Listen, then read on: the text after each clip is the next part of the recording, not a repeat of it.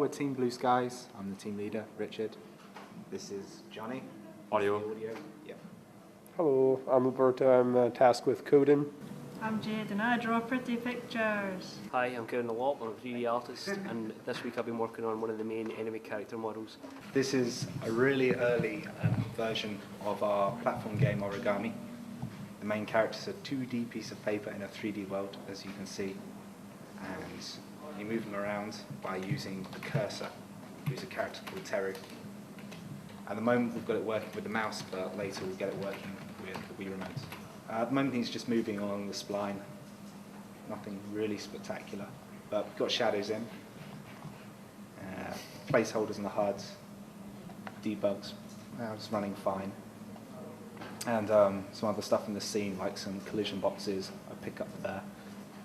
I did have a sample of the music that would probably be put into the game, so here's a little example of it.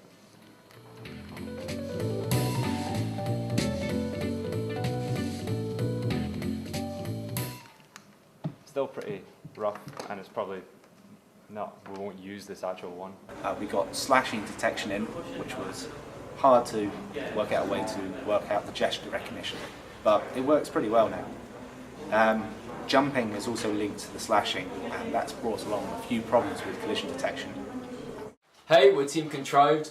We're based in the Birmingham Centre with the Dark Matter Designs team, and we're working on Grav, which is a magnet-based puzzle game.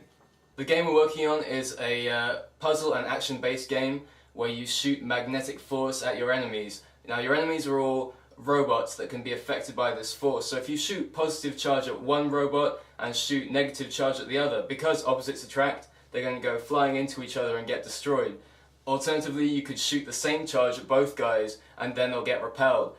Fortunately for you, the environment is very hazardous, which means it's easy to redirect your enemies into areas where they're going to get destroyed, because you can't destroy them directly using any conventional sort of gun.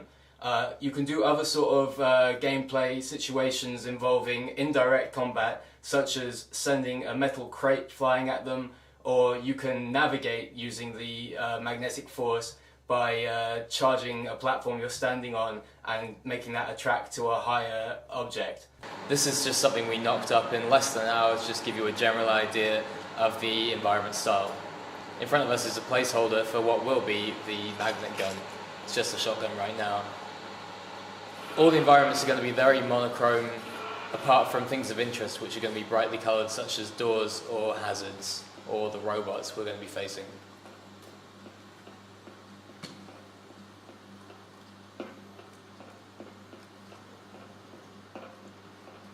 That's good now. Hello, this is Control D, and Is it on? Yeah, it's on. Okay, alright. Hello again, we're Control D. It's a LAN game, two players against each other, and every player will have a seed, and the seed will roll over the landscape. And when he rolls, the path will grow his planets, his wedges, his styles. So the more area you covered, the more likely you're gonna win the game. That's mainly about that. And yeah, you can roll all around the planets. yeah, like if we play Mirror Galaxy, we know The that. galaxy, Yeah. Yes. the gravity is very special. Yeah, special gravity system, planets all around, you can jump from one planet to another. And you can find that a lot of big items is very interesting. They have interesting functions.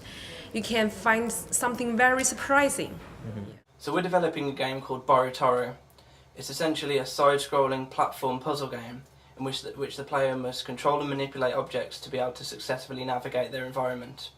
And we're utilising Wii technology. We're taking part in the competition. We're hoping to bring together all the skills we've picked up throughout university, and Dare allows us to expand on these and also receive feedback from members from the industry.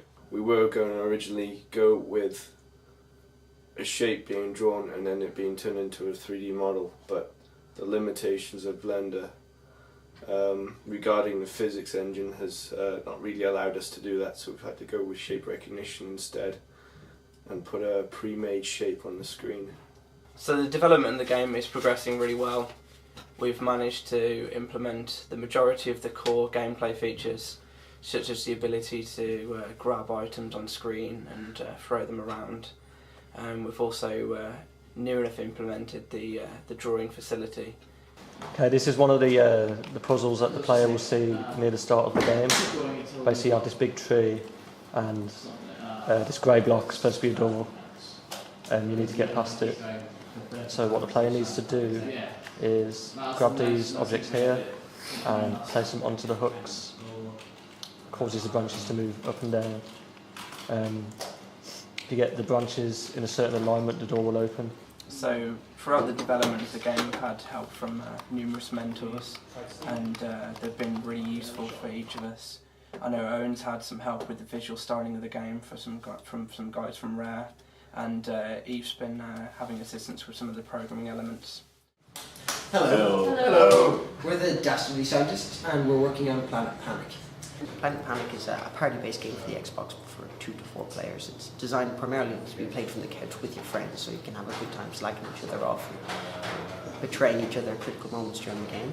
It's an artillery strategy game, which is kind of a little bit along the lines of Scorched Earth or Worms, but our game is played all in real time.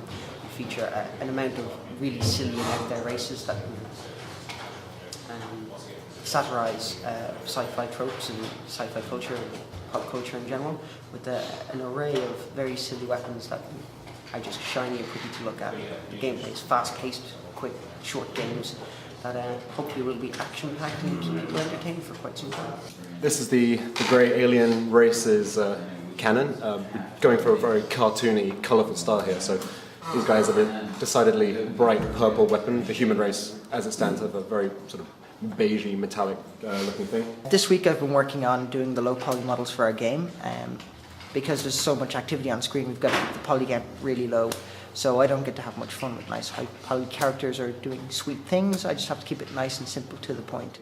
Hi guys, we're Fishbone Interactive. Yeah. Just introduce you to the team.